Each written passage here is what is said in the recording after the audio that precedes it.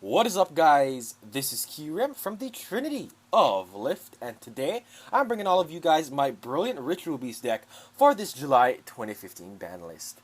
Now then, if you guys have been keeping up with this deck in any way, shape, or form over the past couple of months, you might have seen that this version of Ritual Beast actually did top a regionals a couple of months ago, or a couple of weeks ago. I don't quite remember when.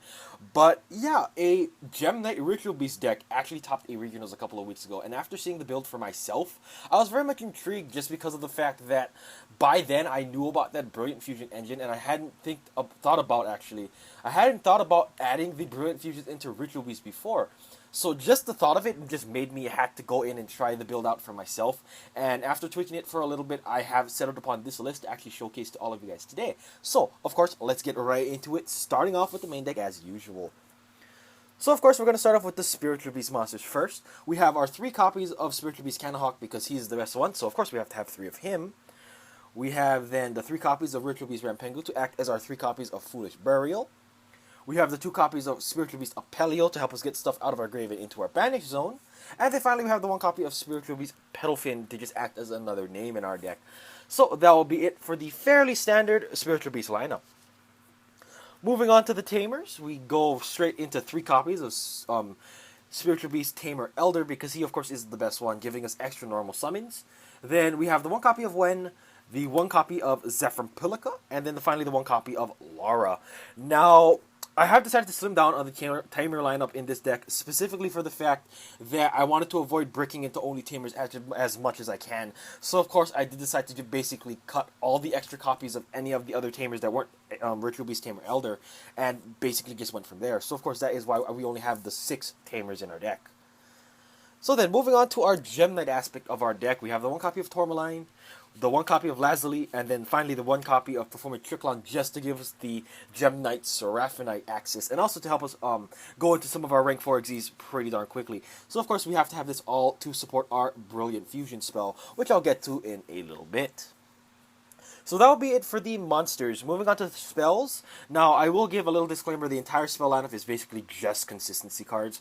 So, of course, we're going to start off with the 3 copies of Upstart Goblin to give us another blank card in this deck to help us just draw through our deck as fast as we can to help us see our combos as early as we want. Then we have 3 copies of Terraforming because of the fact that we actually do run quite a few field spells, surprisingly, in this deck. And, of course, just having more cards to help us deck thin as soon as we can is never a bad thing. So then moving on to said field spells, we have the 1 copy of Oracle of Zephyra, and then 3 copies of the Chicken Game. Now, Oracle is here to help us grab our Zephyr-Pilica as soon as possible, as because we are running quite a few Foolish Burials in this deck, we actually will be able to abuse Zephyr-Pilica's effect pretty much on turn 1. So, again, it kind of goes into the fact that we are trying to Cannahawk combo ASAP. So just having a card to help us search out our Zephyr-Pilica, and essentially also running 3 extra copies of that same card that can help us search out our Zephyr-Pilica, just again, it helps us with the consistency of this deck. And of course, we also have the 3 copies of Chicken Game to act as 3 more blank cards in this deck to again, just essentially get that 34 card deck. So then, moving on to the other spells, we have 2 copies of Emergency Teleport. I still feel 3 is unnecessary, especially now because of the fact that we do only have 6 Tamers now, so just having basically 8 total Tamers with the 2 E-Teles is fine in my book.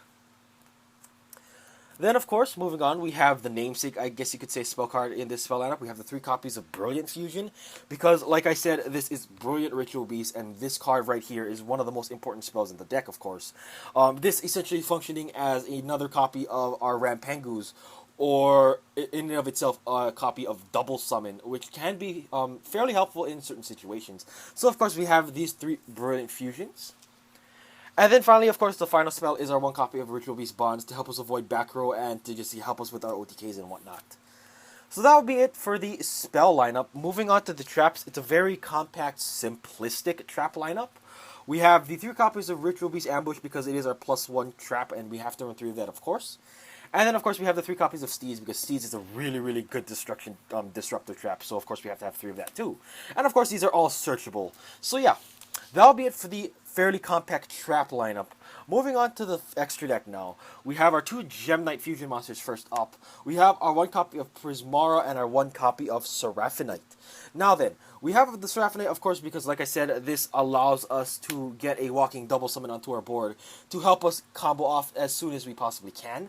And then we also have the Prismara in here because having this card in our extra deck actually allows us to Foolish Burial Tourmaline and or Lazuli plus a Ritual Beast Canahawk with our Brilliant Fusion. So again, it acts as another Foolish Burial-esque kind of card with the Brilliant Fusion to help us get Canahawks into grave so that we may summon them back with either Laura or Zephyr-Pilica ASAP.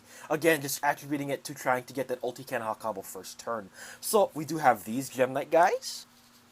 Then to the Ritual Beast Fusion monsters, we have two copies of Ulti Apelio because he is our big boss monster of our extra deck. We want to, of course, try and get to this guy as soon as we can with some ammo in hand so that we can essentially have a really big Herald of Perfection on board. Then, moving on, we have the three copies of Ritual Beast Ulti Canahawk because he is our abusable searcher, so of course we have to have three of him. Then we have the three copies of Ritual Beast Ulti Apelio because having three slightly smaller Star Eaters is never a bad thing. And then finally we have the one copy of Ulti Petalfin. Now sometimes I do miss the second copy because if we end up sending this to the Banished Pal via Rampangu's effect, we do not have access to this card for the rest of the game, which can kind of hurt sometimes. But realistically in this extra deck, because I had to cut cards for the Gem Knight monsters, I guess I couldn't find myself to run two of this, which is really suckish at times, but it's a necessary evil because, again, we had to run the Prismara and the Seraphinite. So that'll be it for the fusions, and then moving on to the XZs, we have one copy of Castel for spot removal, we have the one copy of E-Knight for just general board nuking, we have the Chidori because it's also pretty darn good simple removal, and then finally we have the one copy of Dweller because we don't like Burning Abyss, especially Burning Abyss, or Shaddolls and any of those other things that get effects engraved, so we have the Dweller also for those. And then, of course, much like all deck profiles nowadays, look at this Yu-Gi-Oh! Day Yusei token. It's so good. I love this token. I love it. Also in the Hammer sleeve. I don't think I've ever showcased that, so let's make it a little bit different in this video by showcasing the sleeve too, because heck, Hammer is the best grill. So yeah, hope you guys all did very much enjoy this Spiritual Beast Gem Knight-esque kind of deck today.